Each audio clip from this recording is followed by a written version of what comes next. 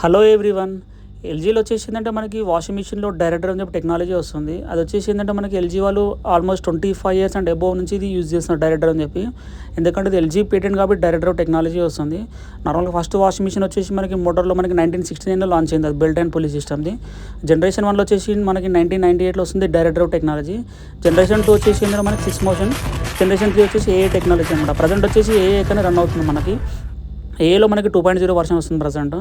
And నార్మల్గా ఏంటంటే మనకి అన్ని కంపెనీలో డ్రమ్కి మోటార్కి మధ్యలో బెల్ట్ అనే కాన్సెప్ట్ ఉంటుంది. దాంతో మనకి నాయిస్ అండ్ వైబ్రేషన్ వస్తుంది. అన్ని బ్రాండ్లో ఇది టెక్నాలజీ ఉంటుంది. ఎల్జీ వచ్చేసి మనకి ఎల్జీ పేటెంట్ డైరెక్టర్ అనమాట. డైరెక్ట్ డ్రమ్కి మోటార్ ఫిక్స్ ఉంటుంది, మధ్యలో బెల్ట్ అనే పుల్లి అనే కాన్సెప్ట్ ఏమి ఉండదు.